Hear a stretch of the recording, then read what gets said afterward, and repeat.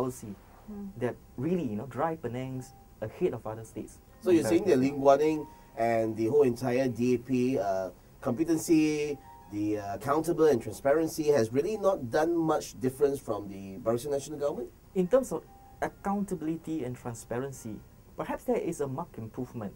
But when it comes to core policy decision, for example, the announcement or the launch of a new Penang paradigm, it took them 5 years, close to the elections. It became an election foolproof. So is it because of them being a state government? Because the opposition leaders always would say, we're just a state government, we have to always work together with the federal government. Is that an excuse? Well, I mean, in countries like America, for example, the federal government involvement in the country is very limited.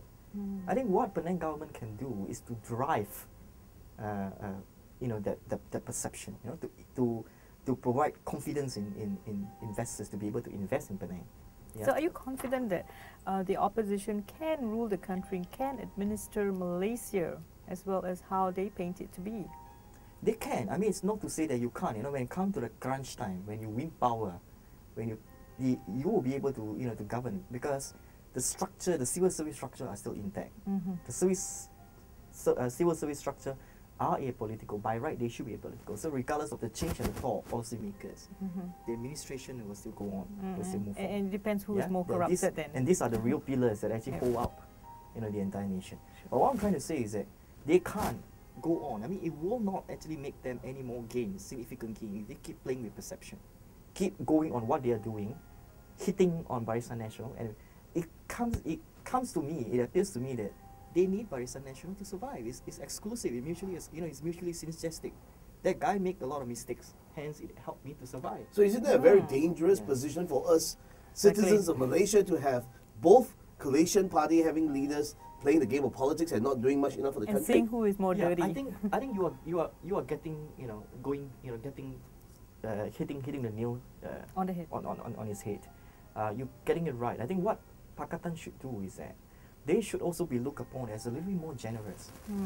Instead of just criticizing on the TPPA, for example, provide certain solution for the country. Don't be afraid to share it out. So if some of these good suggestions for Pakatan ended up being adopted by BN, it's actually a win. But actually, to be fair as well, I mean, that's what Anwar Ibrahim does. I mean, he criticizes everything, but there's no solution. I mean, seriously, if we really look at it, there's no solution to whatever that he criticizes about Barisan National. And I think sometimes they have been too quick. For example, I did mention to a Pakatan policymaker before. I said that you criticize on the implementation of the GST, but do you know that you have actually closed up that option? Should you one day comes to power, knowing that GST actually, if it's implemented well enough, it's actually a fairer tax system. I mean, you talk about everything that our country has to offer and whatever policies put in place, from the economic transformation program, the policies. We have always got great policies. I think the bottom line is always the implementation part. Correct. So do we have a country with incompetent leaders, incompetent professionals that is just not able to deliver what the policy says? Because every single one we speak to is always coming back to the implementation.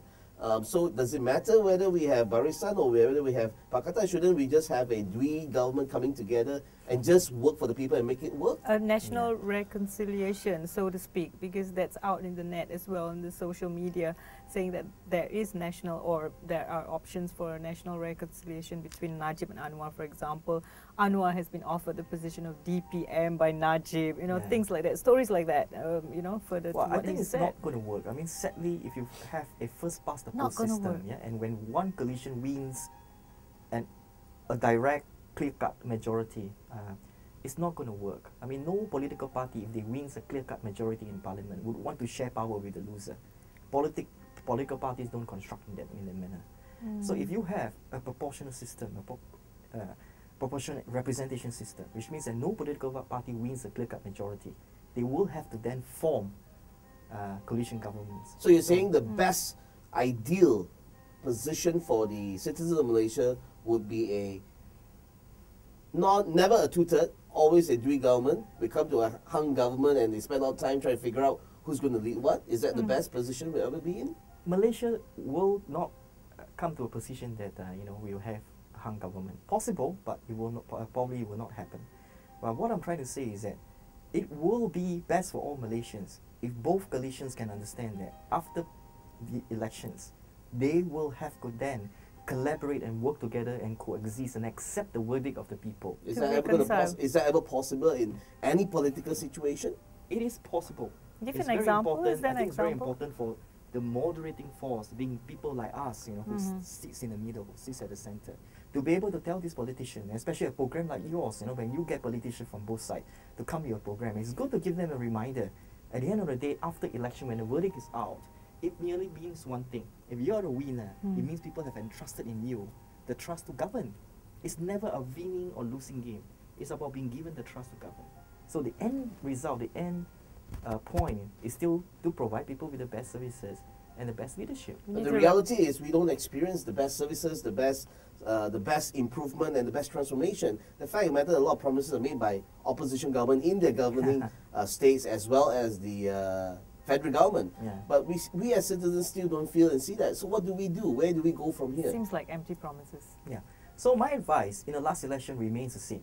Yeah. When you have to vote, you must have to remember that the government you get is when you put the best people in there. You want to get a good government, you put the best candidate in there, regardless it comes from whichever coalitions.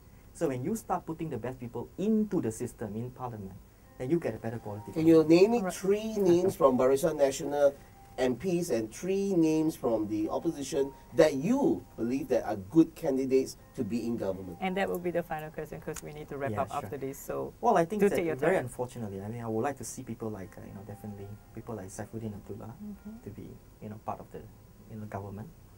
I think Khairi Jamaluddin has done himself pretty well.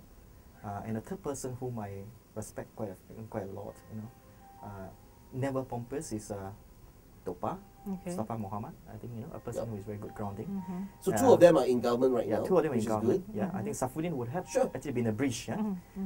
On the opposition side, for whatever the things are, I think All said and done. yeah, all said and done, I find quite calming in a person like Tan Seng Yao, for example. Yeah, not very vocal, but a person who is able to reach out. He's a veteran. To the BN side, and I think Pakatan Rakyat need people like that, not combative, but when it comes to critical decisions, we're able to reach out because Sure. people don't see him as that Right. combative person. The second person whom I think would have a lot of potential would be Tony Pua. Yeah, good and bad. I might not like him for certain things, but I think that being in a position, he has brought up a number of issues. Yeah, he have actually put forth a number of argument points and a number of issues, and you need that kind of check and balance Okay. within the entire system. And number 3. Number 3, I would probably say again a person who have not made it this time, Dr. Zulkifli from PAS.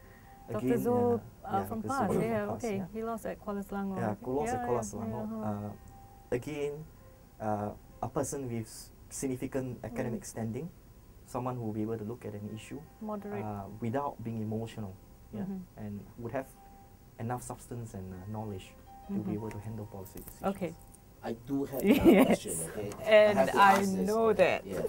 The reason why I have to ask this is because since we have people that is good that we want them to be in position to make a change, who is the one person from Barisan that needs to be out of the picture so that things can move and progress and transform, and who is one person in the opposition must leave the political scene so that we can Only move one, forward. huh? Okay, will only do, one. one from each side.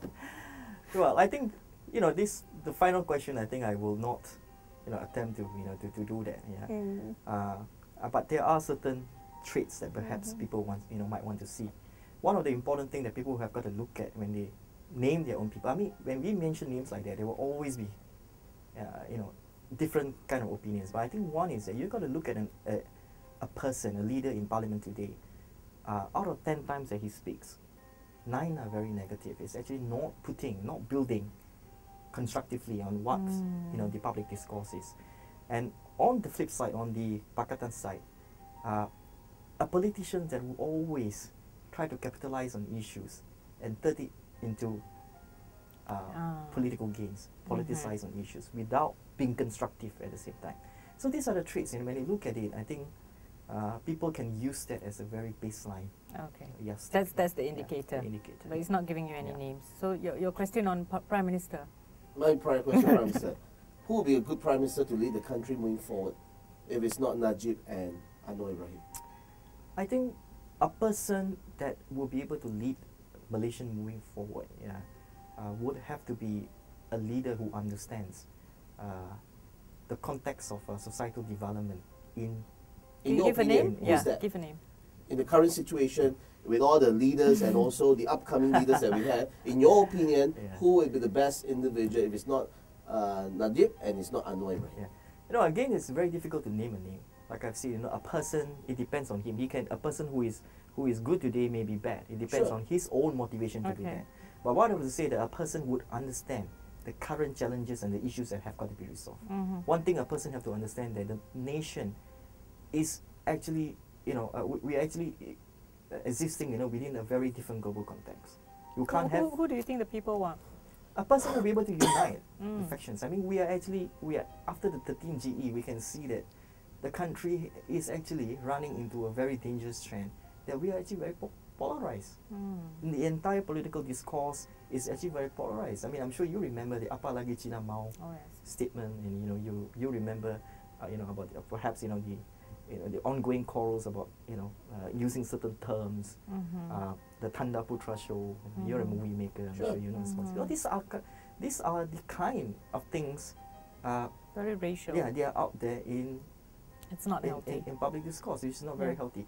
But so we need a leader who will be able to solve all these things, unite the nation as one. Malaysia has never been there. But if we can't identify the person, then we will probably never be able to achieve this. Work in progress. Work in progress. It's all a work in progress. I think political parties today know that it's a work in progress. Will we come to a point where this work in progress is not going to wait for us, where the country is going to get into a lot of trouble because of all these racial and societal problems that we're not even going to be able to wait for this leader to emerge? Yeah, correct. I mean, as of today, I think the field is open. Okay. It could be Khairi Jamaluddin. Yes. It could be Mukris Mahathir. It could be Saifuddin Abdullah. Nurul Izzah. Okay. Yeah, it could happen. It could be Lim Saifuddin. Guan Eng. Yeah. It could. I don't think it's Lim Guan Eng. But it could be. It could be. Why someone not? else. Yeah? I mean, why not? It could be Zairiel. Yes, Perhaps I Zairiel think that, Johari. Yeah, it would allow him to understand cross-cultural differences better. Yeah, a lot of other people. But what I'm trying to say is that it must be a leadership or a person who understand that it's very, very important for the country to unite on a common goal. Yeah. Okay, thanks so much. KHOO Peng, who is a political analyst and also management consultant, Ernie Chen. Thanks so much for joining us. I've enjoyed the discussion. So we hope you too, and we'll see you once again. Thank you so much for your time.